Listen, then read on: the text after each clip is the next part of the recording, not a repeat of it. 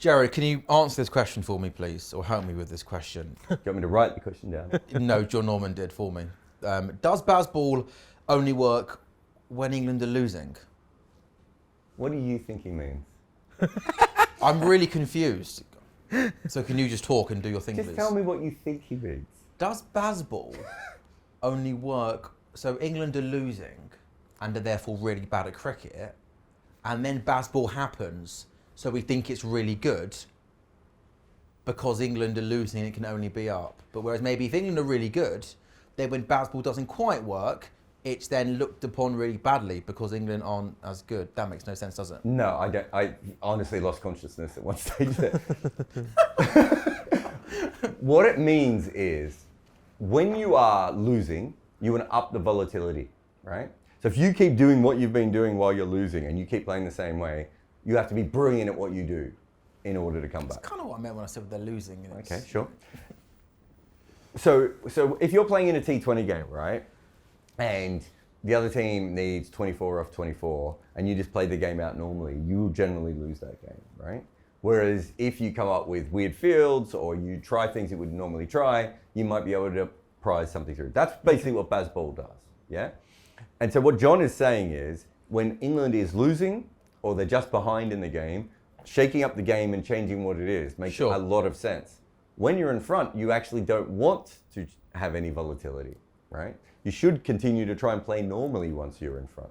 Are you saying that Harry Brooks should counterattack when England are 20 for 2 or whatever they were, 107 for 3 in this innings, in this chase, but when they are 250 for 3, he should not?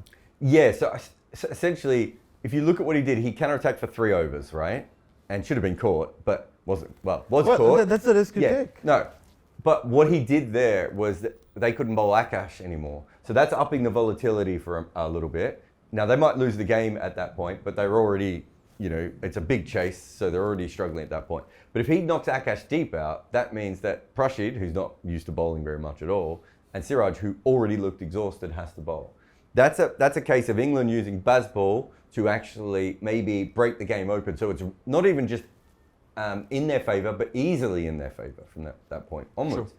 And if you look at the next time Harry Brooks started attacking, it's when Akash came back on and the ball started swinging. So Harry Brooks like, okay, if we just play the swinging ball normally here, one of us is probably going to nick off, which will then expose Bethel and Smith and Overton to the ball nipping around. We don't want that. Whereas if we destroy Akash deep and he hits a 4 through covers, he hits a 4 on the leg side, and then he tries to come down and hit him for 4 or 6 on that next ball, Akash has to be taken out of the attack. It doesn't matter if the ball's swinging if the other guys get exhausted because they won't be able to exploit it at that stage. That's what he was trying to do. That is probably a point of time that what John would say is they were in front of the game at that point, so you don't need to do that attack. Sure. Whereas the other one, when it was 100 odd runs, 150 runs earlier, 120 runs earlier, was one that made sense. And I think that's what John is trying to say, of there are times when it makes sense to use Bazball, and there are times when it makes sense to play normal cricket. And the problem with Bazball in the last 3 years in general is they've tried to always Bazball, right? Whereas actually, they don't need to always Bazball now. They're a much better team than they were when they first started this. Hang on, did you say he resumed attacking when Akash was swinging the ball? I don't think he ever stopped. Attacking? Yeah. I think he was chipping them around looking for singles. So he had 82 balls, and I don't know how many he ended up facing, but after 82 balls, he had like 35 singles. And a lot of those singles were against the spinners and against Siraj. It was a result of the fields that he had... No, but that he had done. But they still had the fields out later on, and he decided to try and do that again. So he takes a chance to completely break India at that point. And eventually what that does is it breaks England, right? Because Brooks' wicket is what loses them that game. Not having a go at Brook, but that is the thing that allows India to come in.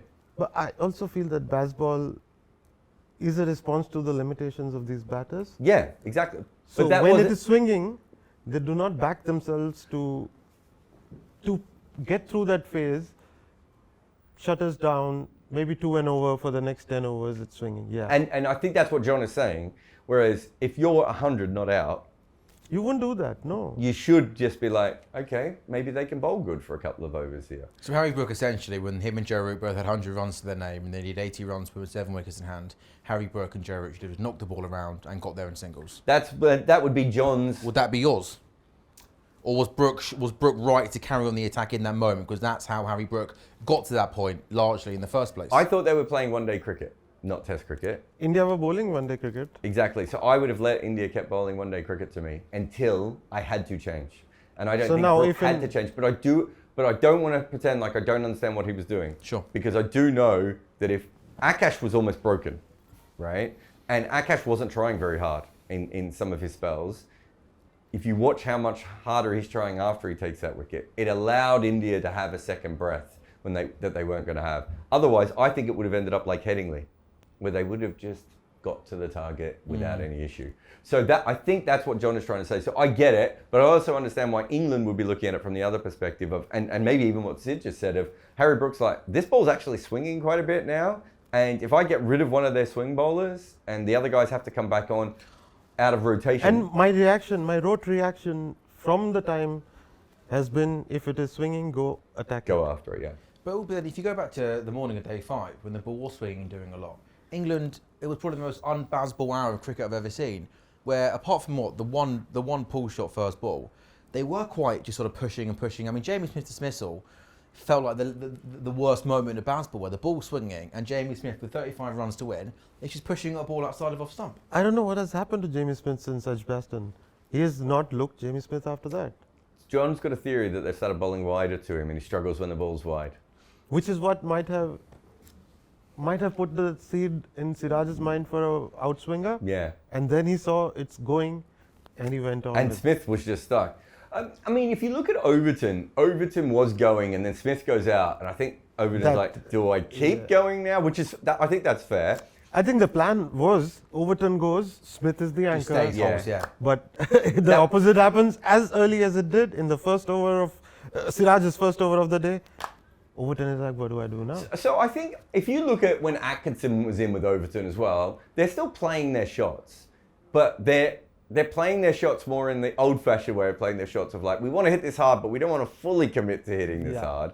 And maybe that's what changed a little bit. I mean, the one moment they looked like they could win the game was when Atkinson just goes back to being Bazball, right? Yeah. It was just like, I'm just going to... Because at that stage, India are the ones going, oh God, 3 hits here and we lose this game. Back to, it was down to 1 hit now. No, but I'm saying even before he hits, before the drop catch on the boundary. Which is why you didn't see the fields come up, because India were worried about that. Exactly. And that's why Bazball does have that effect. And you can see why England, they have that power. They know that they can upset other teams. And so sometimes they press the Bazball button when they don't have to.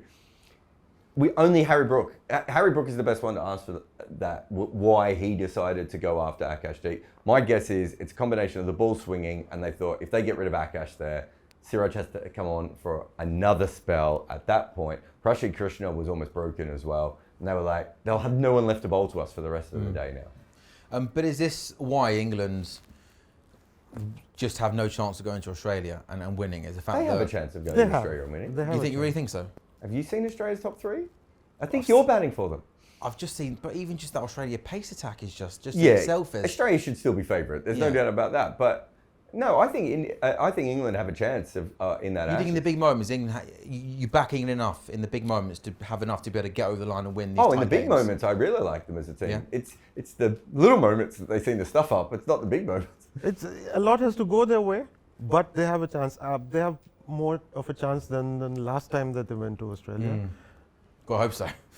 Yeah, or I mean, I feel they have more of a chance now than I felt before the start of this series. Yeah, but it felt like, in terms of the Bazball approach, that in the run chase in the second Test match, did that almost feel like that was the best Bazball we've seen, in terms of the attacking intent was still there, but it almost felt like it was attacking with control, if that makes sense. Which one are you talking about? In the run chase in the second Test match for England.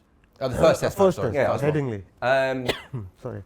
Yeah, I think what happened there was nothing went back into India's favour, so England just stayed in that one-day mode. So the thing about Bazball is, it is actually mostly one-day cricket. It comes from Pro 40 cricket, really, right? So when England is playing one-day cricket, whether that be bowling on a flat pitch where they're trying to chip out wickets, or whether that be when they can bat and the field's out and they can milk singles. That's actually the most Bazball moments. The bits where they're going nuts and Harry Brooks trying to sweep people and everything else, that's actually sort of like, they're trying to do that to get to that other section, right? So in Headingley, they were allowed to do that. And here, there was probably, just because the ball, as Sid said, I think there was a little bit of rain. Maybe that ball just started swinging again naturally anyway. We saw it in England's innings. It swung more at the end than it did in the middle at points. Maybe something just happened and the ball just starts swinging a little bit more. And so England have to take another risk. And they're thinking that's the final risk, Harry Brook. We will take this risk with Harry Brook and then we will win. Whereas perhaps looking back on it, it'd be interesting to see if they were like, as Sid said, maybe just knock it around. The field was still out. They probably could have still scored at 3 runs and over with the field out. And won the test match. And then won it easily, yeah. But I wouldn't hold it against Brook. I wouldn't criticize Brook for... No, still 6 wickets left with 70 runs needed. Yeah, exactly. This isn't blaming him. This is just saying that decision was made, and clearly he'd already hit 2 boundaries in that over. He didn't actually even have to hit another boundary in that over, and Akash might have been taken off. But that's not how England think. And so when they hit the button, they hit it very hard, right? And they hit it. They lost the wicket. It wasn't until Betha was in for about 15 balls that any of us went, oh, this could get bad. He can't score. Right. That was the point at which, you know. You thought you could win. Yeah, definitely. Once, you know, I thought they had to win that night, right? Because I didn't think. Even I thought the heavy roller will just. Yeah, but the heavy roller didn't matter because they were swinging it. Yeah, it was very smart in the morning. I don't know. I still need to investigate how that plan was formulated. Siraj might have done it on the fly because Prasidh was bowling something else, Siraj was bowling something else. Have you done your investigating, or you still got more to do? You still got more work to do in England, or is it home time? From what I have gathered, Siraj just started doing it on the fly, but I need to check more.